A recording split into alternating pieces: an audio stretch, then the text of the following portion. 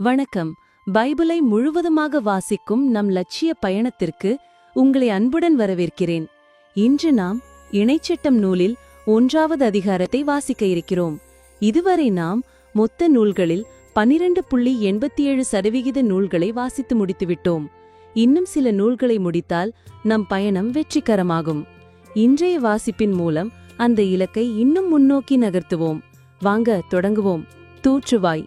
யோர்தானுக்கு அப்பால் பாரானுக்கும் தோப்பேல், லாபான், அட்சரோத்து, திசகாபு ஆகியவற்றிற்கும் இடையே சூபுக்கு கிழக்கே அமைந்த அராபா பாலை நிலத்தில் இஸ்ரேலர் அனைவருக்கும் மோசே உரைத்த வார்த்தைகள் இவையே.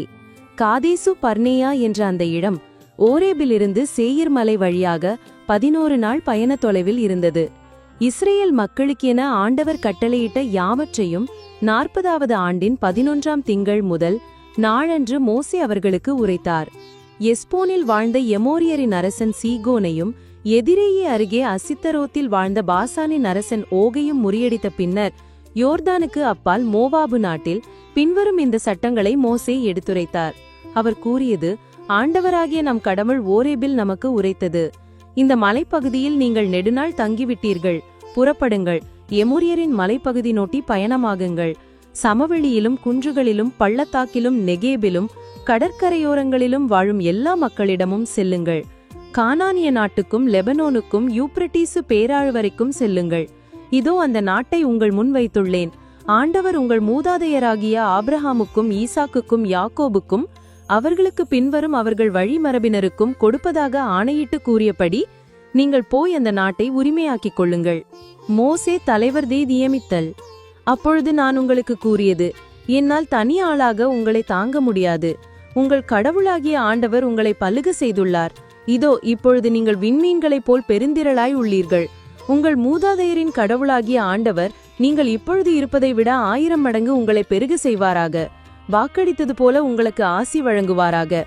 உங்கள் பழுவையும் துன்பத்தையும் வழக்கைகளையும் என்னால் தனியாளாக தாங்க முடியுமா? உங்கள் ஒவ்வொரு குலத்திலும் ஞானமும் அறிவாற்றலும் நற்பெயரோபகவட்டரை தேர்வு செய்யுங்கள். நான் அவர்களை உங்களுக்கு தலைவர்களாக ஏற்படுத்துவேன் என்றேன். நீங்களும் எனக்கு மறுமொழியாக செய்ய வேண்டியது குறித்து நீர் சொன்னது நன்றி என்றீர்கள். எனவே ஞானமும் நற்பெயரும் கொண்ட உங்கள் குலத் தலைவர்களை நான் தேர்ந்தெடுத்தேன். அவர்களை 1000 தலைவராக, 100 தலைவராக, 50 தலைவராக, 10 தலைவராக மற்றும் உங்கள் ஒவ்வொரு குலத்தின் அலுவலர்களாக ஏற்படுத்தினேன். மேலும் உங்கள் நீதி தலைவர்களுக்கு நான் கட்டளையிட்டு, உங்கள் சகோதரர்களின் வழக்குகளை கேளுங்கள்.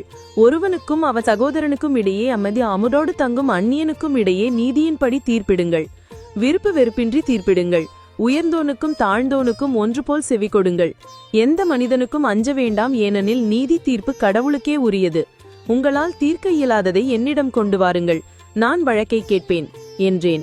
இவ்வாறு நீங்கள் செய்ய வேண்டிய அனைத்தையும் அந்நேரத்தில் நான் உங்களுக்கு கட்டளையாக கூறினேன். ஒற்றர்களை அனுப்புதல். பின்னர் நம் கடவுளாகிய ஆண்டவர் நமக்கு கட்டளையிட்டிருந்தபடி நாம் ஓரேவிட்டு புறப்பட்டு நீங்களே கண்டு அஞ்சிய பிறன் பாலை நிலம் முழுவதும் எமோரியரின் மலைப்பாதை வழி நடந்து காதேசு பர்னேயாவுக்கு வந்து சேர்ந்தோம். அங்கு நான் உங்களை நோக்கி, நம் கடவுளாகிய ஆண்டவர் நமக்கு கொடுக்க இருக்கும் எமோரியரின் மலைநாட்டுக்கு நீங்கள் வந்துவிட்டீர்கள். இதோ உங்கள் கடவுளாகிய ஆண்டவர் உங்களுக்கு தந்துள்ள நாட்டை பாருங்கள். உங்கள் கடவுளாகிய ஆண்டவர் உங்கள் மூதாதையராகிய ஆபிரகாமுக்கும் ஈசாக்குக்கும் யாக்கோபுக்கும் அவர்களுக்கு பின்வரும் அவர்கள் வழிமரபினருக்கும் கொடுப்பதாக ஆணையிட்டு கூறியபடி நீங்கள் போய் அந்த நாட்டை உரிமையாக்கிக் கொள்ளுங்கள். அஞ்ச வேண்டாம், கலக்கமுற வேண்டாம் என்றேன். அப்பொழுது நீங்கள் எல்லோரும் என்னிடம் வந்து, நமக்கு முன் ஆள்களை அனுப்புவோம். அவர்கள் நமக்காக அந்த நாட்டை ஆய்ந்து பார்ப்பார்கள். நாம் அதனுள் செல்ல வேண்டிய பாதையை பற்றியும் நாம் செல்ல வேண்டிய நகர்களை குறித்தும் அவர்கள் செய்தியுடன் நம்மிடம் திரும்புவார்கள் என்றீர்கள். அது நல்லதாக எனக்கு தோன்றியது. உங்களிலிருந்து குலத்திற்கு ஒருவராக 12 தேர்ந்தெடுத்தேன். அவர்கள் புறப்பட்டு மலையில் ஏறி எஸ்கோல் பள்ளத்தாக்கு வரை சென்று அதை உளவு பார்த்தார்கள். மேலும் அவர்கள் அந்த நாட்டின் கனிகளில் சிலவற்றை பறித்து நம்மிடம் கொணந்து, நம் கடவுளாகிய ஆண்டவர் நமக்கு கொடுக்க இருப்பது நல்ல நாடு என்று நமக்கு செய்தி சொன்னார்கள். ஆனாலும் நீங்கள் முன்னேற செல்ல மறுத்தீர்கள். மாறாக உங்கள் கடவுளாகிய ஆண்டவருடைய வார்த்தைக்கு எதிர்ப்பு தெரிவித்தீர்கள். உங்கள் கூடங்களில் நீங்கள் முறுமுறுத்து, ஆண்டவர் நம்மை வெறுத்ததால் நம்மை அழிக்கும்படி எமோரியரின் கையில் அழிப்பதற்காக எகிப்து நாட்டிலிருந்து புறப்பட்டு வர செய்தார் என்று கூறினீர்கள். நாம் எங்கே போவது? நம்மை விட வலிமையிலும் உயரத்தினும் மிகுந்த மக்களையும் அவர்களுடைய மானலாவிய மதில்கள் கொண்ட மாபெரும் நகர்களையும் மற்றும் ஏனாக்கின் புதல்வர்களையும் அங்கு கண்டோம் என்று நம் சகோதரர்கள் நம் உள்ளங்களை கலங்கடித்தார்களே. ஆனாலும் நான் உங்களுக்கு சொன்னேன், நீங்கள் கலக்கமுற வேண்டாம், அவர்களுக்கு அஞ்ச வேண்டாம். உங்களுக்கு முன்னே செல்கின்ற உங்கள் கடவுளாகிய ஆண்டவர் நீங்கள் காண எகிப்தில் எல்லாவற்றிலும் அவர் செய்தது போல இப்பொழுதும் உங்களுக்காக போர் புரிவார்.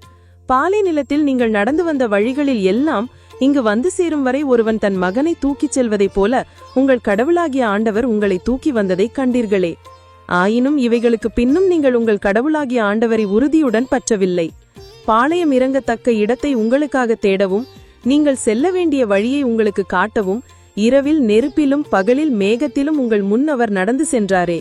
எனவே உங்கள் முறையீட்டு குறையே கேட்டு கடுஞ்சினமுற்ற ஆண்டவர் ஆணையிட்டு கூறியதாவது, உங்கள் மூதாதையருக்கு கொடுப்பதாக நான் வாக்களித்த கொண்ட நல்ல நாட்டை இந்த கெட்ட தலைமுறையின் மனிதரில் ஒருவனும் காணப்போவதில்லை. எப்புன்னேவின் மகனாகிய கேலப் மட்டும் அதை காண்பான். அவன் நடந்து வந்த நாட்டை அவனுக்கும் அவன் புதல்வருக்கும் நான் கொடுப்பேன், ஏனெனில் அவன் ஆண்டவரை முற்றிலும் பின்பற்றினான். அன்றியும் உங்கள் பொருட்டு ஆண்டவர் என் மீதும் சினம் கொண்டு, நீயும் அங்கு போக மாட்டாய், நூனின் மகனும் உன் ஊழியனுமான யோசுவா அங்கு செல்வான், நீ அவனை உறுதிப்படுத்து, ஏனெனில் அவன் இஸ்ரேல் அதை உரிமையாக்கிக் கொள்ளுமாறு செய்வான். இவர்கள் கடத்தி செல்லப்படுவார்கள் என்று நீங்கள் குறிப்பிட்ட உங்கள் சிறுவரும் இன்று வரை நன்மை தீமை பற்றிய அறிவற்ற உங்கள் புதல்வரும் அதனுள் செல்வார்கள். அவர்களுக்கே இதை நான் கொடுப்பேன், அவர்கள் அதை உரிமையாக்கிக் கொள்வார்கள். நீங்களோ புறப்பட்டு செங்கடல் நெடுஞ்சாலை வழியே பாலை நிலத்துக்கு பயணமாகுங்கள் என்றார். உடனே நீங்கள் எனக்கு மறுமொழியாக, நாங்கள் ஆண்டவருக்கு எதிராக பாவம் செய்தோம், நம் கடவுளாகிய ஆண்டவர் நமக்கு கட்டளையிட்டபடியே நாங்கள் போய் போர் புரிவோம் என்றீர்கள்.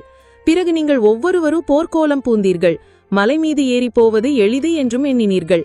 அப்பொழுது ஆண்டவர் என்னிடம், நீங்கள் போக வேண்டாம், போர் புரிய வேண்டாம் என்று உங்கள் பகைவர் உங்களை முறியடிப்பார், ஏனெனில் நான் உங்கள் நடுவில் இருக்க மாட்டேன் என்று அவர்களுக்கு சொல்லு. நானும் உங்களுக்கு அதையே சொன்னேன், நீங்களோ கேட்கவில்லை. மாறாக நீங்கள் செருக்குற்று ஆண்டவரின் வார்த்தை மீறி மலை மீது ஏறினீர்கள். அந்த மலைப்பகுதி வாழ் எமோரியர் உங்களுக்கு எதிராக புறப்பட்டு தேனீக்கள் போல் உங்களை துரத்தி அடித்தனர். சேயிர் தொடங்கி ஓர்மா வரையிலும் உங்களை முறியடித்தனர். அப்பொழுது நீங்கள் திரும்பி வந்த ஆண்டவர் முன் அழுதீர்கள். ஆனால் ஆண்டவர் உங்கள் குரலை கேட்கவில்லை, உங்களுக்காக செவிசாய்க்கவும் இல்லை. இவ்வாறு நீங்கள் வெகு நாட்கள் காதேசில் தங்க நேரிட்டது. நாம் 1189 அதிகாரங்களில் 154 அதிகாரங்களை நிறைவு செய்துவிட்டோம். இன்னும் சில அதிகாரங்களை வாசித்தால் முழு பைபிளையும் முடித்து விடுவோம். நாளை அடுத்த அதிகாரத்தை சந்திக்க மறந்து விடாதீர்கள். நாள்தோறும் இந்த பயணத்தில் நீங்களும் பங்கேற்றால் பைபிளை முழுவதுமாக வாசித்து முடிப்போம். இது நம் வாழ்க்கையிலும் ஆன்மாவிலும் பெரிய மாற்றத்தை ஏற்படுத்தும். இந்த பயணம் உங்களுக்கு நம்பிக்கையையும் சமாதானத்தையும் கொடுத்தால் இந்த வீடியோவை லைக் செய்யவும் சப்ஸ்கிரைப் செய்யவும் மறந்து விடாதீர்கள். பகிர்ந்து மற்றவர்களையும் இந்த பயணத்தில் சேருங்கள். நாளை மறக்காமல் வாருங்கள்.